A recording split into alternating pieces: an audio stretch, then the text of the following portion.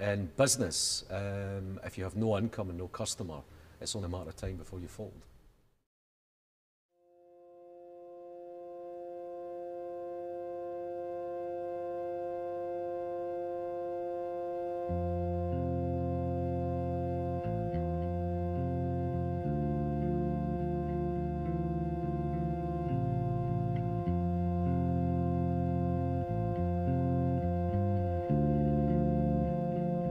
My mother was a bingo fanatic when I was a kid. So quite often of an evening she'd be coming back about 10 o'clock at night, I'd be 6, 7, 8, 9, and she would always bring her bingo tickets back with you and show us all the one number that done her out of 100 or 200 or 300 pounds, right? And I always remember she used to refer to a thing called the snowball, which now that I'm in the industry I know means a large pot of cash.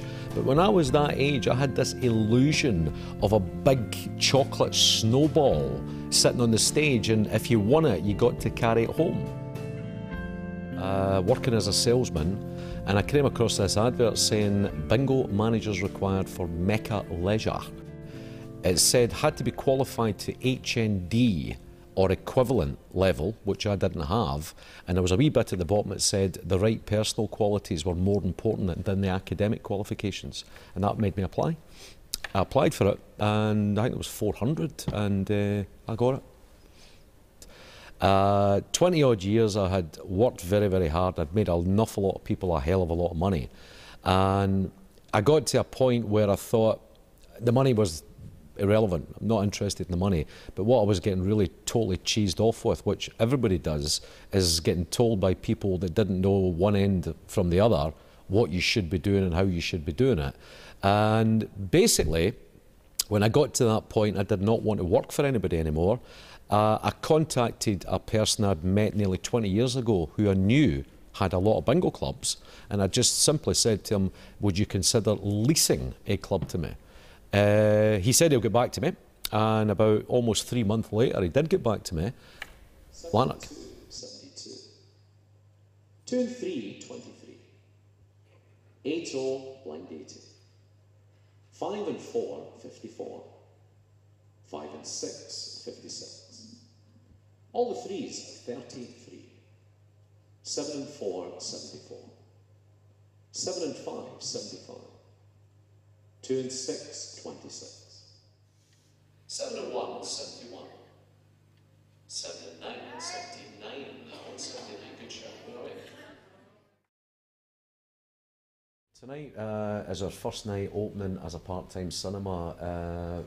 As a result of the smoking ban and the impact it's had, we're looking to change our business into something else.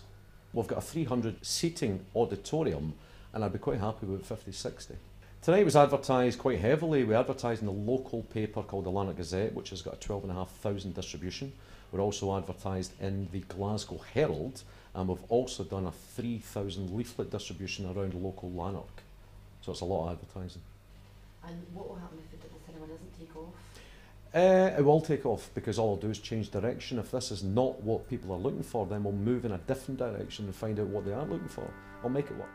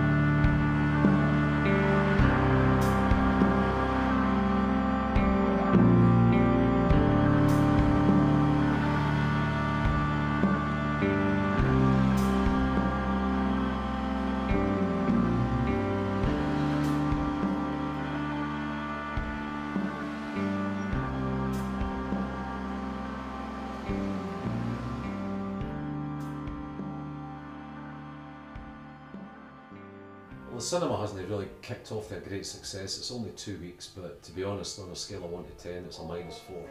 So it's been a bit of a disaster. Worst came to worst, this shut down. What do you think people would do? Well, I've nothing. I have nothing. I've just to sit and look at four walls or watch the television. The people that have came have found it fantastic, great, wonderful, but unfortunately one of the downsides is none of them came back. So I don't know what that means. Have you noticed a big difference since the snow? Oh, aye. This is dropping.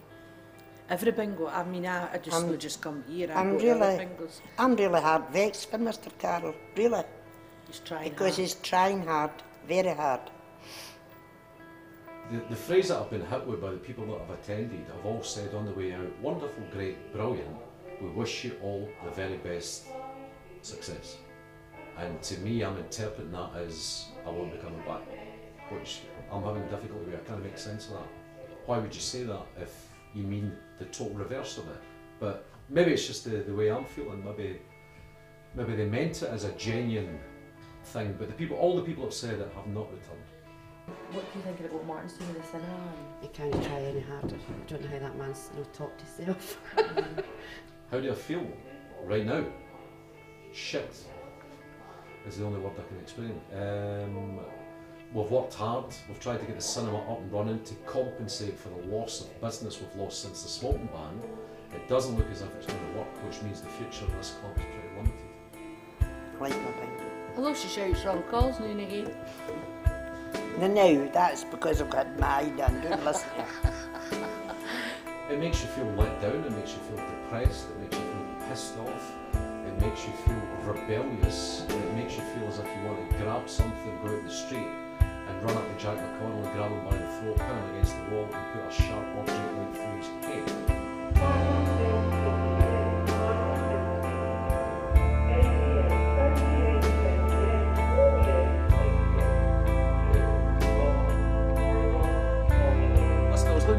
Reconciliation, and I'm looking here and it says that we owe 38.46. Right, so see if you shout out.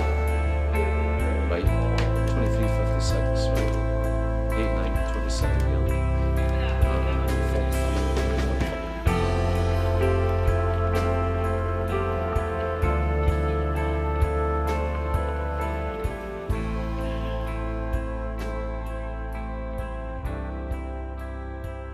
By the book, you're actually supposed to be smoking outside on the street. There is a regulation on it. My customers stand on the steps and have their cigarettes.